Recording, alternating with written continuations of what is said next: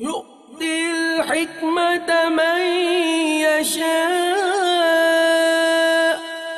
ومن يؤت الحكمة فقد أوتي خيرا كثيرا وما يذكر إلا أولو الألباب۔ ترجمہ کنز ایمان۔ اللہ حکمت دیتا ہے جسے چاہے، اور جسے حکمت ملی اسے بہت بھلائی ملی، اور نصیحت نہیں مانتے مگر عقل والے۔ میں نے جو علم حاصل کیا وہ میرے لیے، میرے حق میں وہ نافع ہو رہا ہے، یا میں نے کوئی ایسی گڑبڑ کر دی ہے اس کے کہیں نہ کہیں، کوئی فیکٹر میں نے خراب کر دیا، میں اس کو کنٹرول نہیں کر پا رہا، تو کوئی پہچان، کوئی کرائیٹیریا، کوئی تھرمامیٹر جس سے ریڈنگ آئے۔ تاج الدین امام ابن عطا اللہ اسکندری رحمۃ اللہ تعالی علیہ فرماتے ہیں، ماشاء اللہ، خیر علم ما کانت الخشیۃ معہ، بہتر علم وہ ہے کہ جو خوف خدا عز و جل سے جڑا ہو۔ علم نافع کی پہچان ایسے ہوگی کہ اس علم کے حاصل کرنے کے مقاصد اور نیتیں وہ خوف خدا سے جڑی ہوں گی۔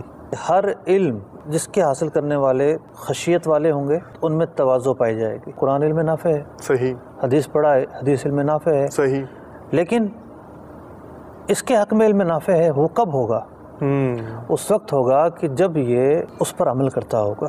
اچھا مصعب، اگر کوئی اس کیفیت کو کانفیڈنس، مضبوط اعصاب کا مالک، معاملات پر گرفت سے تعبیر کرے تو اسے کس خانے میں رکھیں گے آپ؟ دل کے مردہ ہونے کی علامت یہی ہے کہ بندے کو اپنے گناہ پر ندامت نہ ہو۔ اللہ اکبر۔ اور یہ یوں سمجھیے کہ اعلیٰ ترین منصب پر فائز ہے ظالموں کے۔ اللہ تعالیٰ پناہ عطا فرمائے۔ کچھ بھی ندامت نہیں ہو رہی، اس کا یہ مطلب لیا جائے گا۔ نہیں، ایک تو ندامت نہیں ہو رہی، اوپر سے پھر فخر کیا جاتا ہے۔ فخر کی ترکیب ہو تو جہالت اسے کہتے ہیں۔ جہالت کے تین درجے بیان کیے گئے ہیں۔ جی جی۔ ایک جہالت تو وہ ہے کہ جو علم آنے کے بعد ختم ہو جائے، ٹھیک ہے۔ ایک جہالت وہ ہے جسے دلائل سے قائل کرنا پڑے، ٹھیک ہے، کہ بھئی یہ مسئلہ یوں ہے اور یوں نہیں ہے، مطلب چلے علم آیا اور وہ ختم ہو گئی، ٹھیک ہے۔ اب دلائل سے قائل بھی کیا، وہ اس وقت بھی نہیں جا رہی۔ اس کیفیت کا نام ہے جہل مرکب۔ یا اللہ، یہ بڑی جہالت ہے۔ تیسری جو قسم ہے جہالت کی وہ ہے عناد پر مشتمل ہوتی ہے۔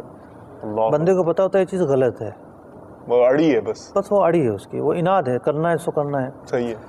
تو کفار جیسے ابو جہل تھا تو وہ عناد کے باعث کافر تھا۔ اللہ اکبر۔ سب چیزیں دیکھنے کے بعد، جاننے کے بعد، باوجود بھی وہ اڑا رہا۔ اللہ اکبر۔ تو جہالت کا یہ سب سے جو ہے نا اعلیٰ منصب ہے عناد۔ تو اس طرح کے جو لوگ آپ فرما رہے ہیں تو یہ اس منصب پر فائز ہوتے ہیں، اور اسی بنیاد پر جو ہے وہ پھر اصلاح قبول ہی نہیں کرتے، مطلب اصلاح کو گزرنے میں نہیں دیتے پاس سے۔ صحیح۔ شروع کرو، پہلے جھٹکے میں وہ جھٹک دیں گے کہ نہیں بھئی چھوڑو، آپ اس طرح کی باتیں نہیں کرو۔ ٹھیک، یہ معاملہ ہے۔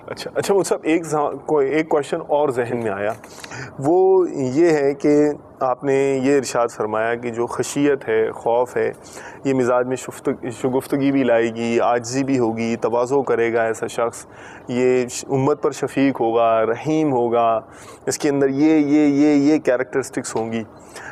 تو اب کیا سوال کرنے والے کے ذہن میں یہ سوال تو آ سکتا ہے نا کہ یہ صفات، کہ اپنی قوم کے متعلق تو کفار بھی جو ہے نا وہ سینسٹیو ہوتے ہیں، اچھا ایسے کفار بھی پائے جاتے ہیں کہ جو پڑوسیوں کے معاملے میں سینسٹیو ہوں گے، جانوروں کے بارے میں سینسٹیو ہوں گے، اچھا وہ بھی جو ہے نا مدد کرنے کا، کھانا کھلانے کا کام کسی کو کر دیں گے، اچھا اور بھی اس طرح کی یعنی کہ جو کوآپریشن سے ریلیٹڈ اور اس طرح کے معاملات میں ریلیٹڈ اس طرح کی صفات پائی جاتی ہیں۔ تو وہ سب یہ ارشاد فرمائیں کہ اگر یہ خوف خدا کی بنیاد پر ہی یہ صفات آتی ہیں تو پھر یہ غیر مسلموں میں، یہ کفار میں یہ صفات کیوں ہیں؟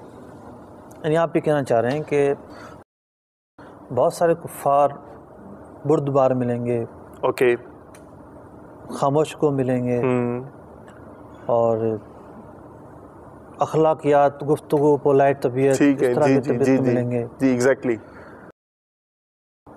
اور ابھی نشانیاں بیان ہوئیں کہ جس کے دل میں خوف خدا ہوگا تو خوف خدا کے باعث یہ صفات بندے میں پیدا ہو جائیں گی۔ ٹھیک۔ تو یہ صفات تو کفار میں پائی جاتی ہیں. یہ کہنا چاہ رہے ہیں آپ؟ مطلب کہنے والے کہہ سکتے ہیں, کہہ سکتا ہے کوئی, ترجمہ نہیں کر رہے. جی جی. دیکھیے پہلے تو یہ سمجھنا ہوگا کہ یہ جتنے بھی اخلاقیات ہیں ان کا تعلق مزاج سے ہے. اوکے. اب جیسے قبائلی جو ایریاز میں رہتے ہیں وہ کوئی بھی قبائلیز ہوں, ان کا ایک اپنا کلچر ہوتا ہے, ان کا مزاج اپنا ہوتا ہے. ٹھیک.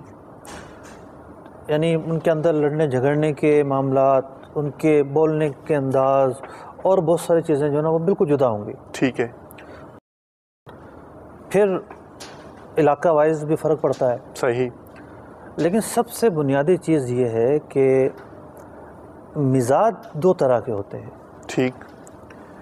بعض لوگ ہوتے ہیں سلیم الفطرت, طبیعت کے مالک, یعنی جیسی طبیعت اور جیسا مزاج ہونا چاہیے وہ اس مزاج ہی کے مالک ہوتے ہیں. ارے واہ بھائی واہ, پیدائشی طور پر. اللہ تعالیٰ نصیب کرے. آپ نے دیکھا کہ جب دین اسلام نبی اکرم علیہ السلام لے کر آئے تو بعض لوگوں نے آنن فانن جو ہے نا لبیک کہا اور اسلام قبول کر لیا. سبحان اللہ. کیا تھا کہ یہ سلیم الطبع لوگ تھے, صرف دعوت دینے کی دیر تھی, یہ فوراً آ گئے. فوراً آ گئے.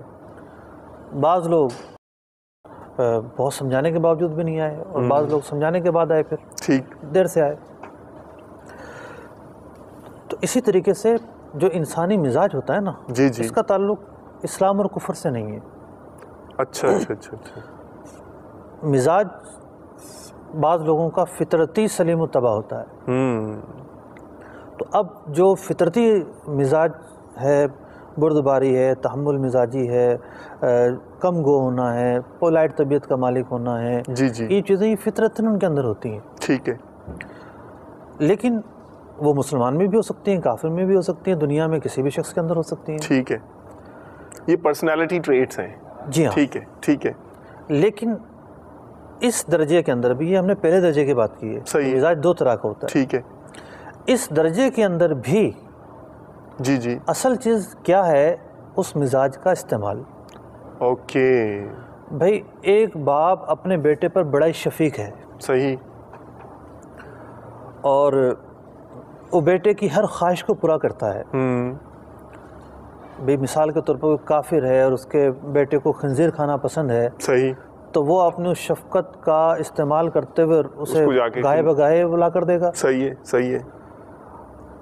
اب مسلمان کا بیٹا اگر شراب پسند کرے تو باپ کہے جی میں تو بہت ٹھنڈا مزاج کا مالک ہوں, بہت شفیق ہوں, میری تو فطرت ہے, میں تو کروں گا. بہت پیاری مثال دی, سمجھ میں آ گئی ہوگی عام ذہن. مزاج تو سلیم الفطرت ہے, لیکن اب ان مزاجوں کا بھی استعمال ٹھیک ہے اصل چیز ہے. جی جی, کہ سلیم الفطرت مزاج کے حامل بھی اپنے مزاج کو کہاں استعمال کرتے ہیں اور کہاں نہیں کرتے. صحیح. دائرہ کار بنیاد اس پر ہے, اسلامی تعلیمات کا بنیاد اس پر ہوگا, صحیح, احکام کی بنیاد اس پر ہوگی. پھر یہ تو ایک طبقہ ہے نا جن کا مزاج اس طرح کا ہوتا ہے اور پیدائشی ہوتا ہے, تخلیقاً ہوتا ہے. ٹھیک.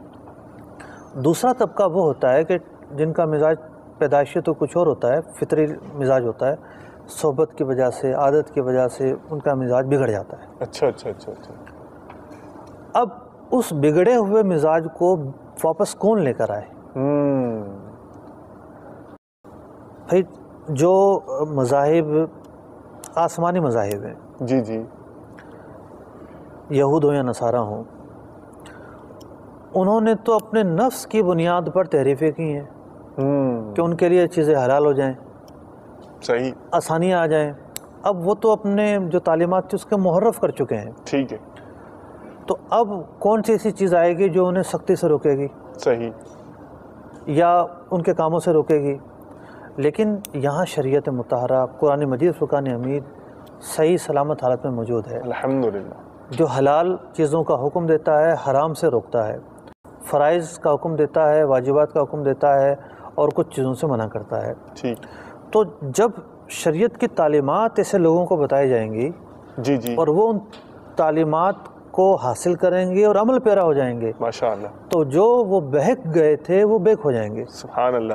تو اس لیے ان کو جو راہ راست پر لانے کا جو ذریعہ ہے وہ شریعت کی تعلیمات ہیں. ماشاءاللہ. اور یہی وجہ ہے کہ اگر آپ کوئی ایسا سروے کیا جائے جی جی کہ جس سے یہ تناسب دیکھا جائے کہ کس قوم کے بھٹکے ہوئے لوگ بیک ہوتے ہیں، راہ راست پر آتے ہیں، تو شاید مسلمانوں کا یہ تناسب سب سے زیادہ ملے گا. ماشاء اللہ. مطلب وہاں کیوں بھٹکیں گے، لوگ راہ راست پہ کیوں آئیں گے؟ صحیح. اب آپ دیکھیں کیا کلچر ہے یورپ کے اندر. جی جی. میں نے سنا ہے کہ وہاں جو اپنا ویکینڈ نائٹ ہوتی ہے، ایک طرح سے وہاں سما ہی اور ہوتا ہے. پولیس والے الرٹ ہو جاتے ہیں، شراب پی کے ایکسیڈنٹ ہو رہے ہوتے ہیں، لوگ کلبوں کے اندر مار دھاڑ ہو رہی ہوتی ہے. ان کی جو چیزیں ہیں وہ بڑھ رہی ہیں. صحیح. اب پچھلے دنوں وہاں جو ہوا کہ تھوڑا سا ہنگامہ ہوا، یورپ کے اندر ہی ہوا، اور جناب دکانیں لوٹ لی گئیں، آنن فانن لوٹ لی گئیں. ٹھیک.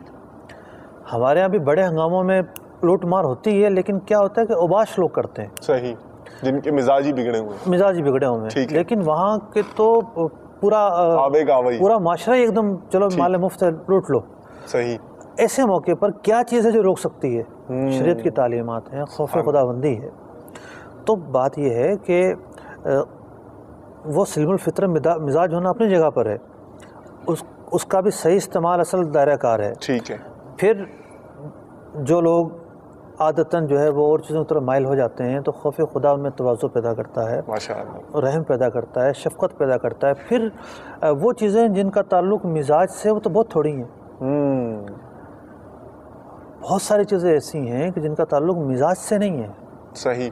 جن کا تعلق جو ہے وہ تعلیمات سے ہوگا. یعنی تعلیمات ہی اسے سیدھا کریں گی.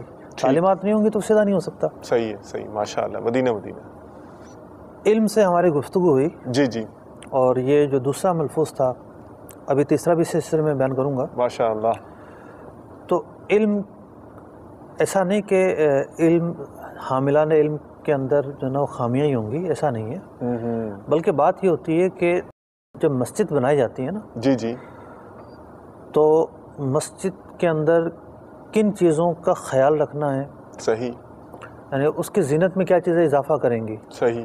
یہ بھی ڈسکس ہوتا ہے. صحیح. وہ ٹائل لگا دو، ماربل لگا دو، یا کارپیٹ لگا دو. ٹھیک ہے. اور یہ بھی ڈسکس ہوتا ہے کہ یہاں جی پانے والے پاؤں نہیں آنے چاہیے. صحیح. ایک کوئی جانور نہ آ جائے، کوئی اور چیز نہ آ جائے. صحیح. تو کوئی بھی اہم چیز ہوتی ہے تو وہاں یہ چیزیں بھی ڈسکس کی جاتی ہیں کہ اس اہم چیز کے اندر کیا چیز خرابی پیدا کر سکتی ہے. ماشاءاللہ، بہت پیارا. بعض لوگوں کی عادت کیا ہوتی ہے کہ ان کا مزاج ایسا ہوتا ہے، اگر ان سے پوچھا جائے کہ بھائی ناک پہ مکھی بیٹھ جائے تو مکھی کو اڑایا جائے یا ناک کو کاٹا جائے، تو ناک کاٹ دو. شاید وہ کہیں گے ناک کاٹ دو. مسجد میں کتا آ جائے، مسجد سے کتے کو نکالا جائے یا مسجد کو گرا دیا جائے، اللہ اکبر، وہ یہ کہیں گے مسجد کو گرا دو. مطلب کہیں گے نہیں، لیکن جو وہ استدلال کر رہے ہوتے ہیں دیگر معاملات پر، اس سے تو یہ لگتا ہے کہ وہ یہاں بھی یہی کہیں گے. اب بات چلیے علم جو بھی وصف ہوتا ہے، صحیح، جیسے تصوف ہے. تصوف پر علماء نے دو طرح کی کتابیں لکھی. ٹھیک. ایک تصوف کے حقائق پر، تصوف کی تعلیمات پر، تصوف کی تفصیل پر. دوسری کتابیں یا پھر تصوف کی کتابوں ہی میں بعض چیپٹر وہ قائم کیے گئے جو جھوٹے صوفیوں کی مذمت میں قائم کیے گئے کہ خبردار یہ چیز تصوف کا ایسا نہیں ہے. زبردست. یا یہ جو لوگ کام کریں گے وہ تصوف نہیں ہے. ٹھیک ہے. تو بات یہ چل رہی تھی کہ اس سارے پس منظر کے اندر جو علم کا شرف ہے، علم کی بزرگی ہے، علم کا جو وصف ہے، اس کا انکار نہیں کیا جا سکتا. زبردست. بہت پیارا، بہت پیارا. اب آپ یوں سمجھیے کہ اللہ رب العزت نے فضائل بیان فرمائے، انما یخش اللہ من عبادہ العلماء. جی جی، علم والے اللہ سے ڈرتے ہیں. تو یہ علم کی فضیلت ہے نا. صحیح صحیح. اور ڈرنے کے متعلق جو صاف بیان ہوئے، تواضع، خشیت، رحم، رفقت، شریعت پر عمل، یہ سب چیزیں بیان ہوئیں. تو علم کا جو شرف ہے وہ کوئی چھین نہیں سکتا. مدینہ. علم کو شرف اللہ اور اس کے رسول نے بخشا ہے. سبحان اللہ. میں نے ایک صاحب کے بارے میں سنا تھا کہ وہ تصوف بیان کرتے ہیں. جی، تصوف بیان کرتے ہیں. جی. اچھا. میں نے کہا ذرا دیکھیں کہ کیا بیان کرتے ہیں، کون ہیں، کیا ہے. نام ہی سنا ہے، صرف نیٹ پر سرچ کیا، پتہ چلا جی وہ تو سوٹے شاہ ہیں. اچھا. اللہ اکبر. سگریٹ ہاتھ میں پکڑی ہوئی ہے اور جناب آدھی انگریزی اور آدھی اردو. ایک کتاب بھی میری نظر سے گزری، شاید انہی جاہلانہ تقریروں کا مجموعہ تھا. ٹھیک. کیونکہ کتاب کا تو اپنا اسلوب ہوتا ہے، اس کا جو اسلوب تھا سرپاؤ نہ ہونا. تو اس میں ایک جملہ نظر سے گزرا، وہ ڈاکٹروں اور انجینئروں کو کہہ رہے ہیں کہ تمہاری پستی کا سبب یہ ہے کہ مسجد کا امام ایک مولوی جو ہے مصلی پہ کھڑا ہوا ہے. اللہ اکبر. کہنے کا مطلب کیا ہے یہاں پر؟ تو وہ یہ سمجھتا ہے کہ جو ڈاکٹر بن گیا ہے، جو انجینئر بن گیا، یہ زیادہ فضیلت والا ہے، وہ اللہ کے قریب ہو گیا. کہ تو کیا اسے مصلی پہ کھڑا ہونا چاہیے تھا؟ وہ کوالیفائی کرتا ہے. مصلی پر وہ کھڑا ہوگا جو اللہ کے زیادہ قریب ہو، سبحان اللہ. جو زیادہ علم والا ہو، صحیح. جو نماز کے مسائل کو جانتا ہو، قرات کو جانتا ہو، کیونکہ اس کے اللہ تعالیٰ کے زیادہ قریب ہونے کے چانسز ہیں. پھر صحیح. جو اس عبادت کی حفاظت ہے علم کے اعتبار سے، وہ زیادہ بہتر انداز میں کرے گا. لیکن وہ جاہل شخص کہہ رہا ہے کہ نہیں جی، یہ جو بالکل سیدھا سادہ دیہاتی آدمی ہے، یہ تمہارے آگے کھڑا ہوتا ہے، یہ تمہاری پستی کا باعث ہے. تو یہ تو فضیلت علم کا انکار ہے. اللہ اکبر.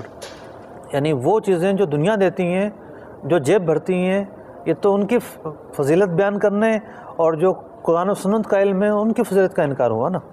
جی. تو بلا شبہ یہ جہالت ہے، اعلیٰ درجے کی جہالت ہے. وہ سب اس طرح، اس پر تھوڑا سا اگر آپ اور بھی مدنی پھول عطا فرما دیں. اس طرح کے لوگوں کی چند ایک 2-3 قسم کی سمجھ لیں اسپیشل وار ہوتے ہیں جو نفسیاتی طور پر انہوں نے شکار کرنے کے لیے رکھے ہوتے ہیں. بعض موٹی موٹی اصطلاحات کا استعمال ہے، بعض مخصوص ایریاز ہیں ان ٹاپکس پر بیان ہے. اور اب جبکہ الحمدللہ امام غزالی علیہ رحمہ نے جو احیاء کیمیاء سعادت شریف لکھی، وہ لکھی عوام کے لیے، تصوف کی کتاب ہے. تو اب یعنی تصوف کی جو تعلیمات ہیں وہ تو عوام کے لیے بھی آسان پیرائے میں بھی بات کی جا سکتی ہے، سمجھایا جا سکتا ہے. تو یہ کچھ اس کو یعنی ڈرامائی سٹائل میں کچھ یعنی اپنی بات پریزنٹ کرنا، کچھ موٹی موٹی اصطلاحات استعمال کر دینا، کچھ نئی سائنسی جو ہے شگوفوں کو لے کر اور اپنی جو تصوف کا نام لے کر ملا کر مکس کر کے کوئی عجیب سی ڈش بنا کر وہ عوام کو دیتے رہنا.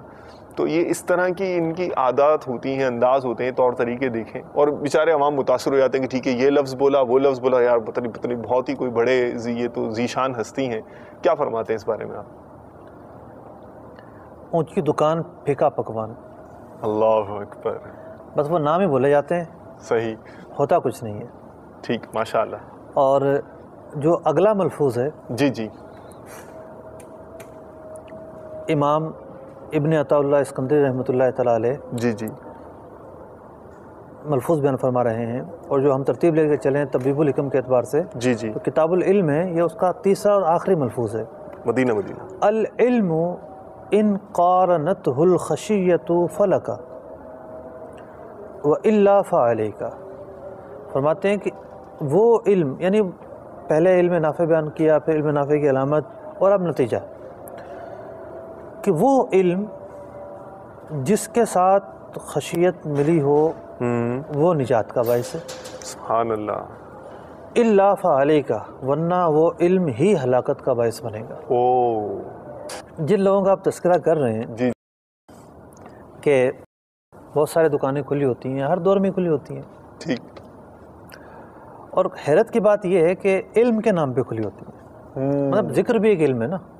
بعض لوگ کیا ہوتے ہیں، جی یہاں تو ذکر دیتے ہیں صاحب، اچھا، بس وہ 2-4 کلمات بتاتے ہیں، اس کو پڑھنے سے بندہ صرف مرتبہ غوثیت سے ایک درجہ کم رہتا ہے، بس پہنچ جاتا ہے، پہنچ جاتا ہے. شارٹ کٹ ہے. شارٹ کٹ ہے. صحیح. مطلب کہ جو فرائض، جو واجبات، علم کے بغیر تو بندہ اللہ تعالیٰ کی معرفت حاصل کر ہی نہیں سکتا. یہ تو وظیفہ پڑھنے سے اور اذکار پڑھنے سے کیا اس کی نماز سے ہو جائے گی، طہارت کے مسائل سے آ جائیں گے، فرض علوم سے آ جائیں گے. جب یہ نہیں آئے تو وہ پھر کیسے اللہ تعالیٰ کے قریب ہو سکتا ہے؟ ہو نہیں سکتا. تو بعض دکانیں تو وہ کھلی ہوتی ہیں جو جی ذکر پکڑی اور آپ وہاں چلے جائیں گے، اور پھر کشف ہو رہے ہوتے ہیں، جو ذکر لے کے جا رہے ہوتے ہیں ان کو بھی ایک سے بڑھ کر ایک کشف ہو رہا ہوتا ہے. جی صحیح. دن میں 15 لوگوں کی زیارتیں ہو رہی ہوتی ہیں، اور کیا کچھ نظر آ رہا ہوتا ہے. تو یہ کوئی بڑی چیزیں نہیں ہیں. اگر یہ چیزیں دیکھنی ہوں تو پھر وہ آئے دن خبریں آتی رہتی ہیں کہ فلاں عورت کے اوپر جناب فلاں کی سواری آ گئی، فلاں کے اوپر فلاں کی سواری آ گئی، تو پھر اس عورت سے بھی ذرا پوچھ لیں کہ یہ کس مرتبے پہ فائز ہے. صحیح. تو یہ بھی جھوٹ ہے، اور یہ جو اس طرح کے جو معاملات چل رہے ہیں یہ بھی کوئی حقیقت نہیں، فریب کے معاملات ہیں. بعض لوگ کیا ہوتا ہے کہ ان کا علم ہی پختہ نہیں ہوتا، انہیں دو باتیں آتی ہیں، وہ دو باتوں کو لے کر پورا دین کی تشریح بیان کرنے بیٹھ جاتے ہیں. اب ان کا علم ہی پختہ نہیں ہے، وہ اس اہل ہی نہیں ہے یہ چیزوں کی تشریح بیان کر سکیں یا ان چیزوں کو ایکسپلین کر سکیں.